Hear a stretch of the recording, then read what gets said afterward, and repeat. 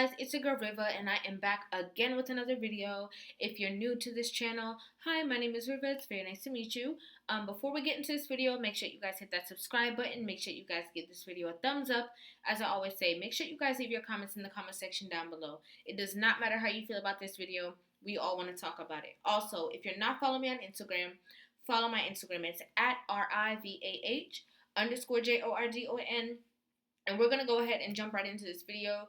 You guys told me how much that you liked my reaction to the last video from the It's Complicated channel. So we're going to keep them coming. Okay, so we're just going to go ahead and jump right into this video. Define minimalism. Not by definition. Not by the intoxication that I'm on. Can I define it for you? Yeah, go ahead. Go for it. Okay, minimalism is basically the bare essentials for survival. Mm-hmm. The opposite of being materialistic. Mm-hmm. Okay. Can a man be a minimalist and still be attractive to most modern women? He should be able to, but the harsh reality, I don't feel like he is. Don't women typically want a man to provide a luxurious lifestyle? I would say for the most part, ideally, yes. Do you find it ironic that many modern women complain about things like capitalism and climate change when most consumer spending is geared towards women? That is a good point. As far as even whether it come to clothing, music, everything, it's women driven first. That's what's going to be the breadwinner right now. How large is the carbon footprint of keeping modern Western women happy? Large. I would say it's fairly large. I like men that are more minimalist. Like that's not. Yeah, that's it. His questions are just on point all the time. I really like his questions that he asks. But yeah, the carbon footprint is huge. I mean, if you think of all of the waste, this everything that they're spending the money on, and like the nails, the chemicals for the hair, for the this, for the literally there's so much going to waste. And the thing is, personally, I do like a more minimalistic lifestyle, even for myself. It doesn't mean, I feel like living here, obviously liking nicer things or liking certain things that are luxurious, obviously puts you in a space where you can't necessarily call yourself 100% a minimalist. But majority of the people here, in America, definitely live a lifestyle based on vanity. I mean, that's a huge point that he made. That's very, very true. I do like nice things, but I'm also definitely very much a minimalist when it comes to a lot of other things. I just like what I like. I'm not biased on anything, but I'm definitely not somebody who is strong on vanity. I'm definitely not that type of person at all. I'm like super shoppy. I like I like simple men. Cause I'm the shoppy. I want to be. How large is the carbon footprint of keeping most modern Western women happy? Wait, what? I don't even know what that means. How large is the carbon footprint of keeping most modern Western women happy? What the fuck is it? I mean, I know when they say cars leave a carbon footprint. I don't know. I guess huge because we all need a lot of stuff. Well, in other words, do you find it ironic that many modern women complain about climate change when most consumer spending is geared towards women? Climate change. That's what I was saying. In other words, women are the largest consumers. Oh, so it's our fault. No. The fucking planet science. See, this is fucking No. No, I'm just asking. Actually, guys drive cars more than us. It was banned for us to even drive cars in the beginning. I think this is what's so funny about his channel, because he just asks random people questions and they don't know the genuine answer. Instead of asking for clarification on what carbon footprint is, or saying I don't really understand the question, they're just answering questions like men drive cars too. It's like, what are you talking about?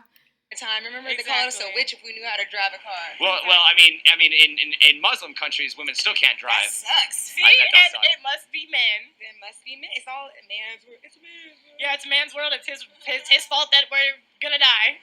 Is there anything in society? Man made that car. Is there anything in society that's not blamed on men? No, blame it on the man. Yeah, it's his world. Blame it on him. It's his world. Blame it on him. If you have a woman that has had a silver spoon up their ass their whole life, it's going to be tough to please. Wait, why does it have to be? Why does it have to be there? What do you mean?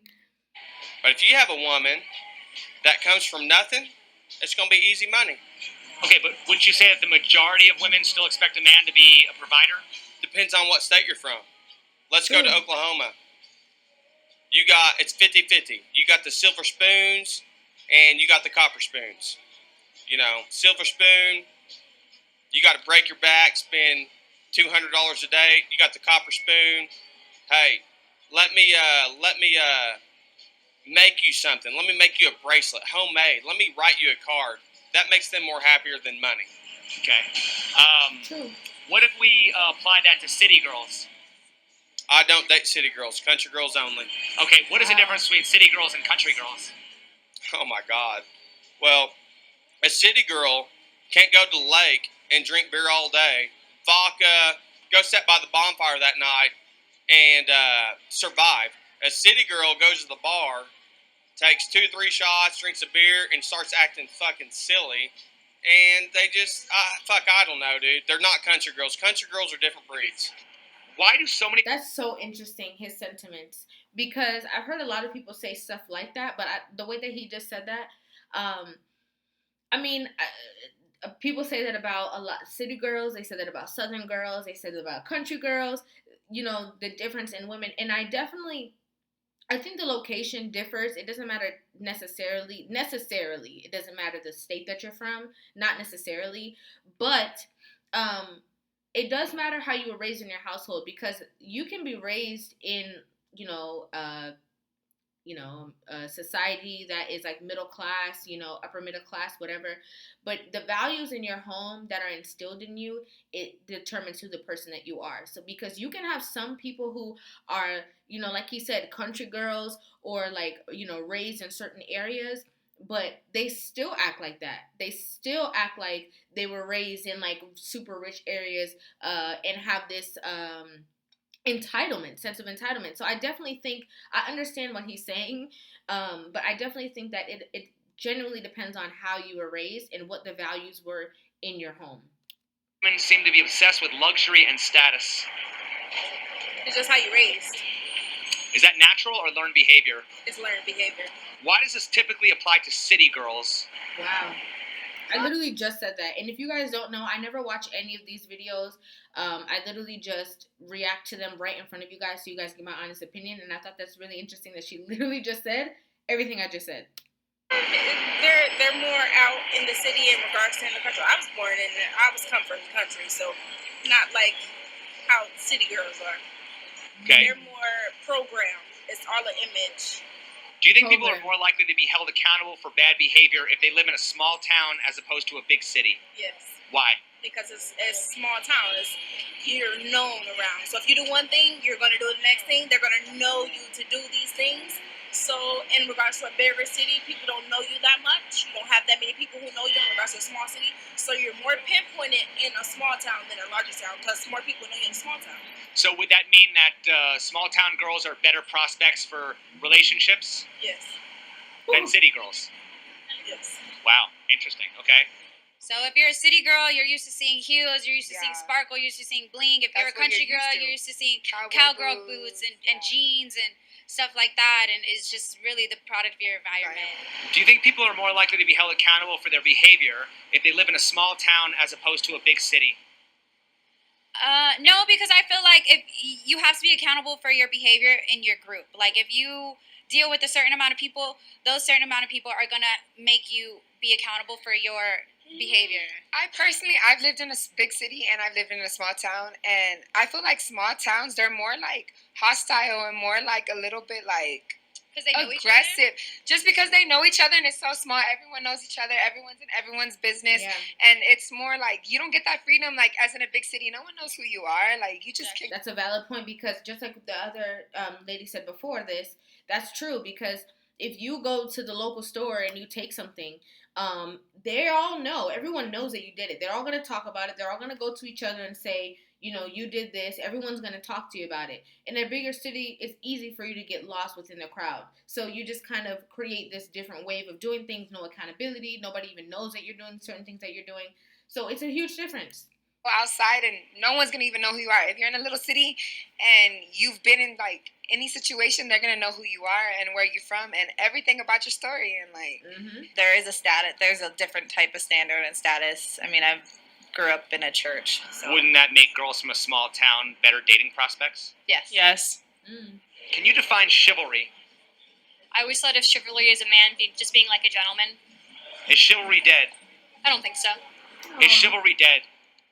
Yes, chivalry is very much dead. I feel guys feel very entitled yeah. that they don't have to do certain things because now they just, I don't know, because everybody's just becoming more And it's just equal. different generations. So. Why are men? I don't know if it's that they have an entitlement or if they are just taking their power back because they've been walked all over for a super long time. Still expected to pay for the first date? They're not expected. It's just nice. It's a common courtesy. You don't think that a lot of women would reject a second date after a guy doesn't pay the first time? Yes, I've done that. I'm not gonna lie. I've done it just because you're inviting me out to a date, like you want to impress me. So yeah. No, I get that. I but guess I'm that's saying, two different things. Because me personally, like, if your vibe's there and I genuinely want to go out with you as much as you wanted to go out with me, then if I had to pay for it, Okay. and it's different, like if I really fucked with you, like I wouldn't mind going on a second date because at the end of the day, it's not about money, it's genuine. Like, you know what I mean? It's genuine feelings and vibes. She's Like, nicer than me. I wouldn't. Definitely like, opening the door. So there's two women that are sitting next to each other. You have the city girl, and then you have like the country girl, like standing right next to each other. Different things like that. The whole traditional, lay your coat across a puddle. I'm not gonna be doing that with my coat, but yeah, traditionally. is chivalry dead? In a sense, yes. I do feel like it's dead, but men can't be fully to blame of that. I feel like women, certain women, based on their standards and how they present themselves and what they bring to the table with that, they've kind of diminished it in their own selves. Yeah, I think that's a valid answer, and I also think it's valid to say that another valid question would be: is it necessary? Because men had to jump through hoops before. They had to jump through hoops, open the door, do everything to show and to prove who they were, so that they can gain access to women in any aspect, and then even intimately. Nowadays, they don't have to do that. They can literally not do. They literally don't have to do anything, and it's freely given to them. So why would they even feel the need to act like that? Because majority of women are displaying way different behaviors than the women used to display. So Chivalry mean that manhood is often defined as a servitude to women? To a certain degree. I mean, because as far as a man, I mean, if you're in that situation with a lady, and head of the head of the family or household, then you're definitely gonna playing a part of that. You're definitely gonna please your lady and do whatever is comfortable for Why her. are men still expected to pay for the first date? That is a good question. I mean, I would like to have the answer to that myself. Okay, is womanhood defined as a servitude to men? no, it should be, but On a first date, okay. So when I say it should be, yes, manhood, being a gentleman, being like that stand-up guy, yes, it is based off of being like a servitude to women, like catering to your woman, doing this chivalry, opening the door, da da da. And now it's not like that with women. No, it's women is being like a woman, talking about like catering to your man, this and no, like that's what it used to be. It used to be about like catering to your man, catering to your household, again, being cooperative with your man. It's not like that anymore. Now it's about who you don't need a man. Do you have your business? You're better than a man. We don't need men. It's just gradually getting into this thing that women feel like a man is like an accessory, like a puppy or like a cat, and you can get them if you want, but if you don't need them. And it's a twisted way of thinking. and should pay, but that's what I'm saying. Why are men still expected to pay for first dates if chivalry isn't a servitude to women? She doesn't know. it's the way the world makes us be. Okay. Is womanhood defined as a servitude to men? No. So once again, why are we talking about male privilege when society has always been chivalrous to women? I do not know. Does chivalry mean that manhood is often defined as a servitude to women? I don't think it has to mean that, but I think there are some people that could define it as that. Okay, well, why are men still expected to pay for dates? I don't expect them to pay for dates. But men often are, though, aren't they? Yeah. Okay. Is womanhood defined as a servitude to men? I don't think so. So why are we talking about male privilege when society has always been chivalrous to women? You make a good point. Men shouldn't be. She's such a nice girl. I think the girl's just so nice. She's such a nice girl and honest. Expected to do that just because they're a man. I feel like the generation that we're living in now should be actually back more down to a humble, equal position.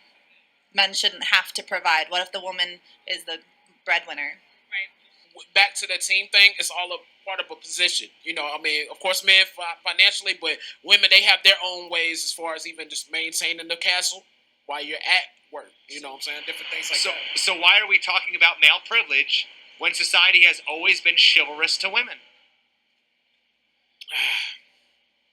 I don't know. Would you agree that women hold sex as leverage over men? Yes. Sometimes. What do men hold as leverage over women? Probably power, strength. Okay, a lot of people say money. Money. Don't modern women have their own money? I think they do. I have my own money. More importantly, when men have money, aren't they expected to be providers and give away their power? I think society expects them to be like that. So why are we talking about male privilege when women have exclusive power over men? In other words, women control exclusive access to sex. Do men control exclusive access to money? No. I mean, I do agree that there is woman privilege as there is male privilege. I just think that we each have different privileges. Would you agree that a healthy sex life is part of a person's well-being? Yes, absolutely. I mean, I feel like even just not just in a relationship, but for that person, you know, it's a sense of relief, and it's also, you know, a place of connection too with that significant other or whatever the case may be. Okay. Why is it when it comes to healthcare, people think it should be a right, but when it comes to sex, it should be a privilege? That is a very deep question. I mean, aren't they both part of a person's well-being? Yes, yeah, I definitely agree. Why are they both so unaffordable? You know, that is a great question. I mean, I do feel like healthcare should be just affordable. Why is it when it comes to healthcare, people think it should be a right, but when it comes to sex, it should be a privilege? I mean, aren't they both part of a person's well-being? Yeah, but I would say that sex is more of a not necessity. It's more of a pleasure. You know? Okay. You don't actually need it, but... Well, right, but I mean, a lack of sex can lead to depression and suicide, shit like that, right? Absolutely, but I mean, you just gotta be strong-minded to get through it. I mean, like a real sickness, you can't just say, oh yeah, I'm gonna just get through it, because, you know... True, but not all healthcare is life-threatening either, right? Yeah, true. But I would just say, you know, actual sickness versus, you know, sex is... Okay. Why are they both so unaffordable? Shit, I don't know, man. Pussy is expensive, dude. Would you agree that a healthy sex life is part of a person's well-being? Yes. Ever heard of the term sexually frustrated? Yes. Why is it when it comes to healthcare, people think it should be a right, but when it comes to sex, it should be a privilege? I mean, aren't they both part of a person's well-being? So my question based upon this question, because I mean, healthcare is like complete. Yes, that should be a right. Now, when it comes to sex being a privilege, are we asking that generally? I think doesn't hold up very well in a conversation. Asking that when it comes to in relations to your partner, I think is a better question. Asking, you know, like do women hold, you know, sex as a leverage when it comes to men? Yes, they do. Now, asking your partner, like, you know, if you guys are together, if you're married, why, asking that same exact question, you know, it being a necessity or, you know, stuff like that, I think that would make more sense if you're talking to, like I said, a person is talking directly to their partner. But asking a generalized question, I think that's very hard for people to answer. And why is it affordable? Because not everybody's paying for it as well. So I think that's like that question can be misinterpreted completely asking it in an outward platform. I just think that sex is kind of still shameful in our society. What do you mean? I mean, I feel like a lot of people aren't very like sex positive. They don't like talking about it. True. So I think that can tie into it. Okay. I mean, I'm just saying, like, obviously sex work is seen as real work, so, why should we regulate what doctors charge, but we can't regulate what sex workers charge if they're both related to a person's mental well-being? Oh, I get where he was going with that. I should have waited before I responded. I get what he's saying. Now.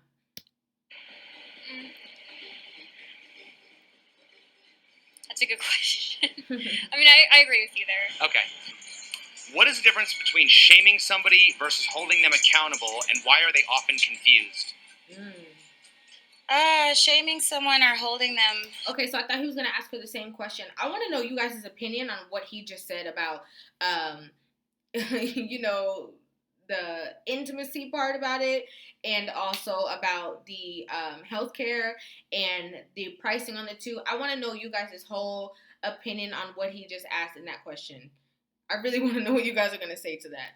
Holding someone accountable. When holding someone accountable to me says you signed up for a role, you have a duty and responsibility to that, and your partner's going to hold you accountable to that. Or you stepped into a business with someone, you said you were going to do these things, we're holding you accountable to this. Shaming someone is then bashing them for not holding up their duty or responsibility. How is it possible to hold somebody accountable when they can always play the victim? So I'm glad that he asked that, because my response was going to be that the fine line between the two is people's emotions, is the people that you're talking to. That's the fine line, because somebody can easily say, you can say like, why are you doing this? You're not supposed to do this. You signed a contract. We're supposed to do things like that. And somebody can easily say, oh, but you're shaming me, So it's definitely emotion, because another person can perceive it and say, well, you know what?